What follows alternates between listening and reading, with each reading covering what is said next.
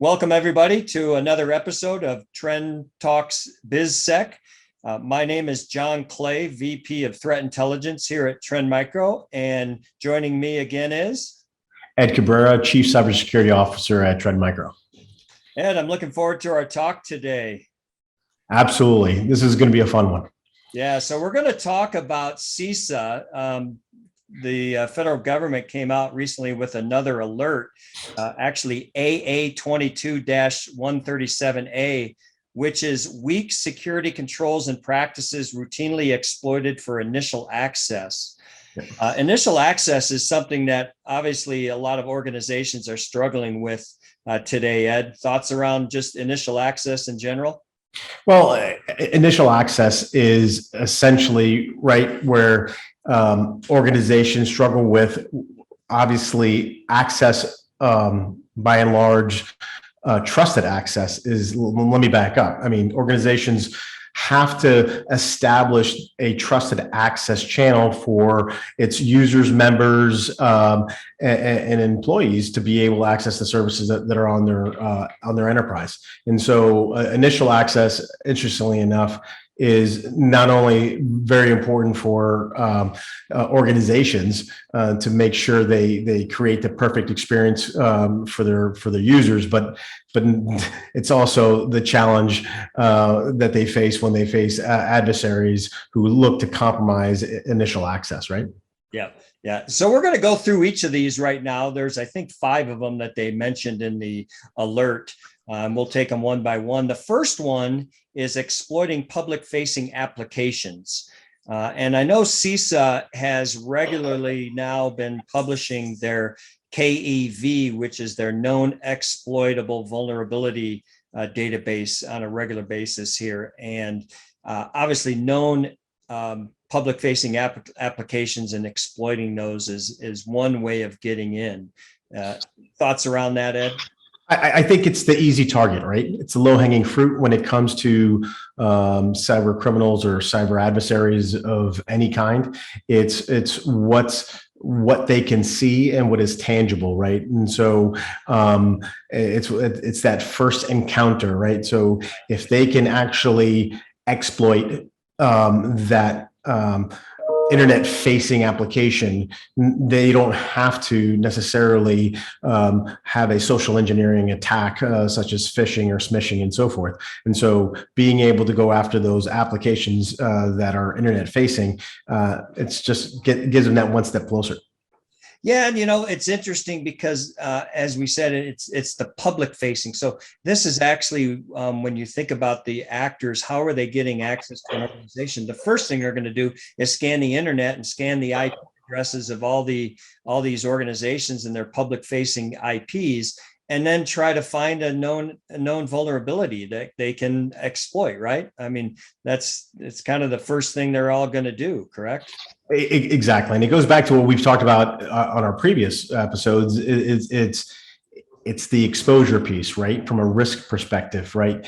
You have these internet facing applications that are publicly facing, like you said, that the cyber criminal or cyber adversary has all day long to look at and attack, right? And looking at the known exploitable vulnerabilities list, right? They can then utilize vulnerabilities that have been out for quite some time, and possibly exploits that have been written for over 2 years, right? So it's one of these first steps, right? It's almost even when you're doing pen testing, right? You want to test your web applications first, because that's that first stop, and that coupled with, say, them looking at Shodan or Census to really do a proper footprinting of an organization, that's that first step too, is right, understanding what infrastructure are that is being served up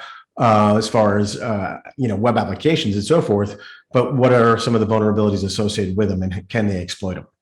Yeah, and it brings up this whole external attack surface management that's hot in press right now. And in fact, in our TrendMicro One launch we just did, we partnered with a company called Bit Discovery, who does external facing attack surface scanning for an organization. So like you said, the first thing an organization needs to do is understand what they have in place and what external facing IPs are actually out there. So they can even use Shodan if they wanted to, right? I mean, but first thing, right? Find out what you have, get visibility into that, and then identify, are there any gaps? Are there any vulnerabilities that have not been patched? So certainly that KEV database is a great place to start in terms of identifying which applications you're using that are on that list, and then looking to see if you have to patch.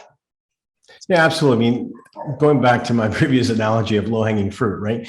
You're looking at seeing what applications that are out there, or web applications that are actually vulnerable, right? And then there might be existing exploit kits that are out there, even in pen testing tools that they can utilize. So this is for them easy pickings if organizations haven't done the proper attack surface management, understanding what's out there, right? If you can't see it, can't protect it, but also doing proper vulnerability management and prioritization of that vulnerability management.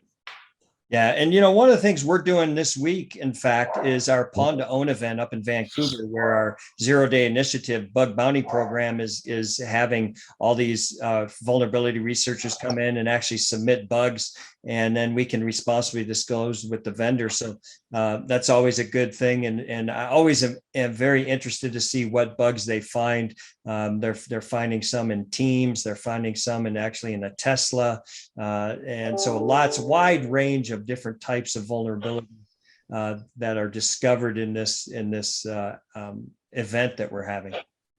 No, there's some pretty exciting stuff, right? I mean, you have Tesla cars on the line. Obviously, you mentioned Teams.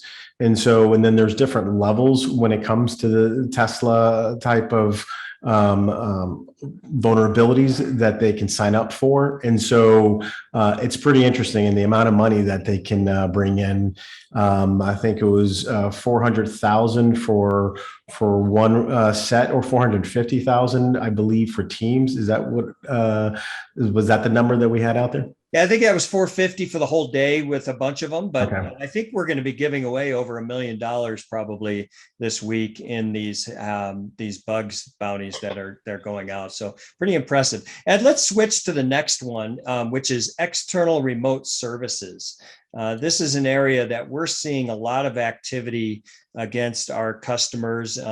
We have a product called Smart Home Network, which is a consumer product, but sits in the home, and it analyzes attacks coming into the home. And one of the couple of them that I see regularly being exploited are RDP access, brute force access through RDP, and brute force access through Telnet. Now, these are consumers, but obviously these same attacks are going to be targeting organizations as well, right?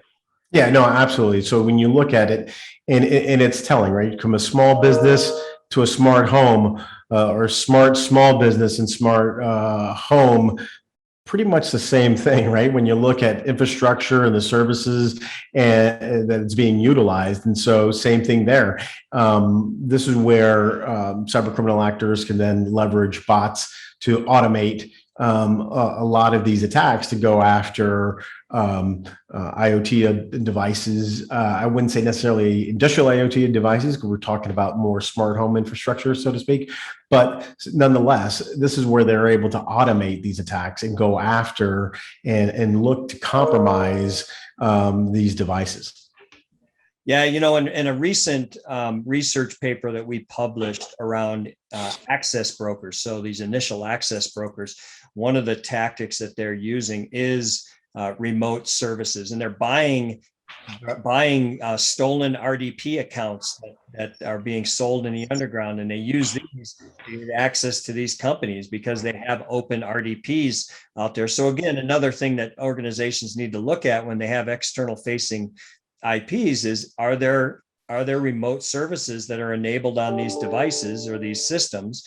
And if they don't need to be, obviously you want to Exactly. right? No, absolutely. I mean, if you don't need that service open and running, then you close it down, right? We get back to security configuration, right? When it comes down to any device or any server, so to speak, you got to lock down those services that are not being required or needed, right? So you get back down to the least privilege, so to speak, concept of if you're not using the service, you lock it up and lock it down. Yeah, good points there. All right, next one is phishing. Obviously, this is one that is is one of the top ways that these malicious actors are getting into organizations where they target employees with phishing attacks. And maybe talk a little bit, Ed, about the different types of phishing that we're seeing today.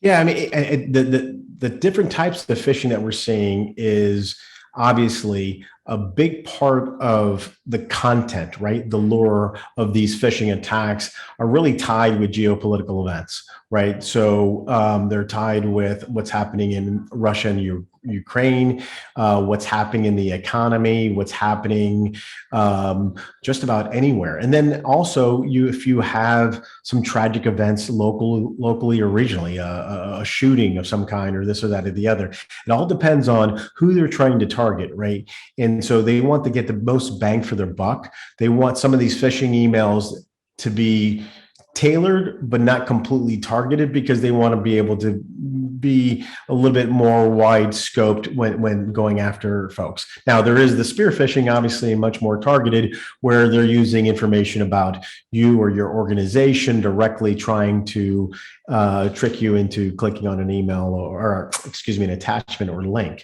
And so a lot of these phishing attacks also have been moving and shifting off platforms. Right now, we're talking about smishing, which is happening consistently. I don't know about you, but I'm getting so many spam text messages. It drives you crazy now. And so this is where anywhere they can stick a link or a QR code, right, where they might entice you or trick you into clicking onto something that you think you're clicking on and you're not, right? Because all you need to do is, especially when it's some of these credentialing, stealing websites, obviously it's a fake website that mimics either your email, your Outlook, or whatever, and it tricks you to put in your username and password. So there's all kinds when it comes to social engineered attacks, such as phishing.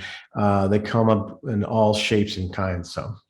Yeah, and one of the other aspects of these attacks is typically the malicious actors do due diligence, and one of the things they will do, maybe look at LinkedIn to find employees of the organization, and then they'll look into those employees' social media accounts to find out their hobbies and their likes and so forth, and they'll craft their socially engineered phishing emails or smishings to be of interest to that person, right? Because obviously the end game is to get that user to click on a link or open an attachment that then gives them access to that system. Now, as we talked about before, Ed, that system usually isn't what they want to target, right? They pivot immediately into the organization, right? No, you make a great point. A lot of these phishing emails now are not and do not contain an attachment or link, right? They want to engage you in a conversation, right? So they want to set the hook, so to speak, and grab your attention. So sometimes there's not a malicious link.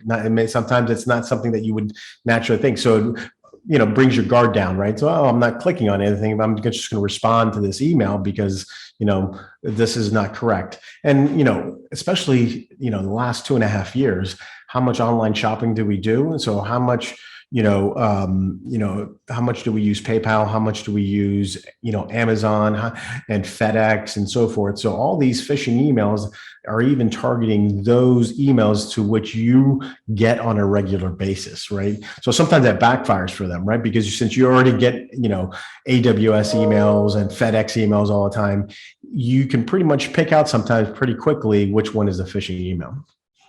Yeah, exactly. All right. So the next one, Ed, is trusted relationships. So obviously, one of the challenges organizations you mentioned earlier that they have to trust that an employee is getting into their network properly. Most organizations, if it is coming from an employee's device or an employee account, they trust it implicitly. And that's going to be a challenge moving forward, right? As these actors start compromising, and we'll talk a little bit about valid accounts here in a minute, but these trusted relationships are a big challenge. And let's talk also about third party, right? Supply. Yep. That's another area that's being abused quite extensively now, right?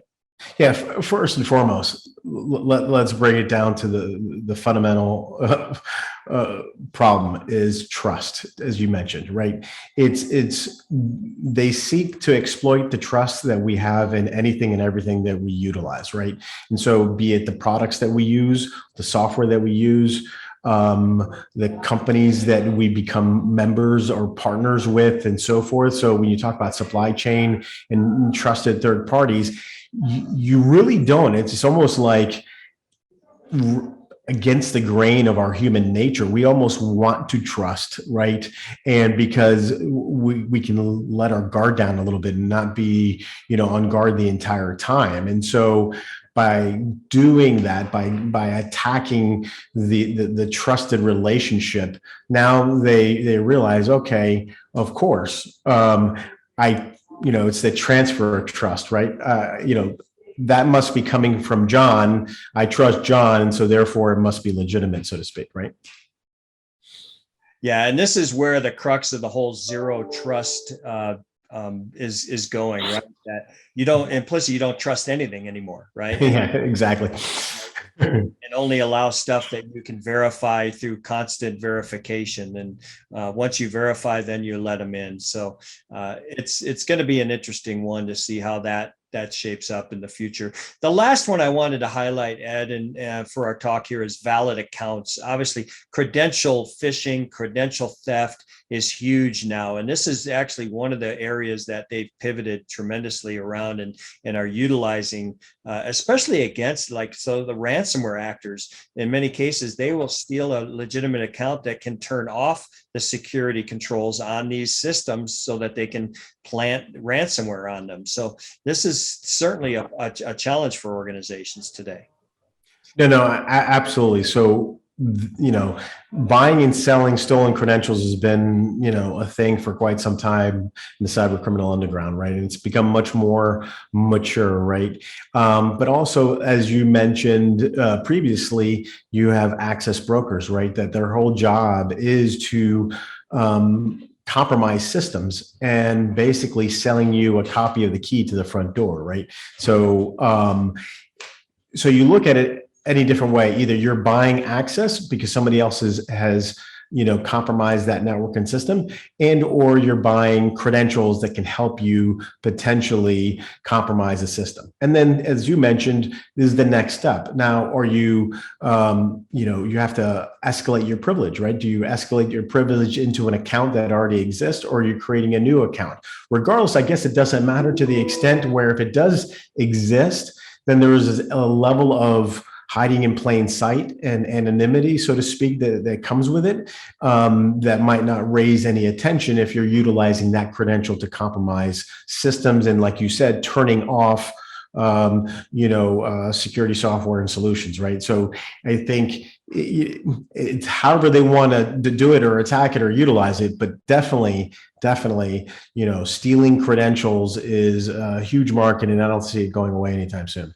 Yeah, and in fact, some of these actually go hand in hand. So like a phishing email to an executive that pops up their Office 365 login account, and that executive types in their login credentials, and they get access, and they have access to this executive's email account, and they can send emails from that account to internal people or to external people. They can do business email compromise attacks, all of that, right? So it's definitely a challenge. And obviously, one of the things we recommend is organizations work on their credential, hardening up credentials. So whether that's through, really good username passwords, but we more than anything, they need to enable multi-factor authentication.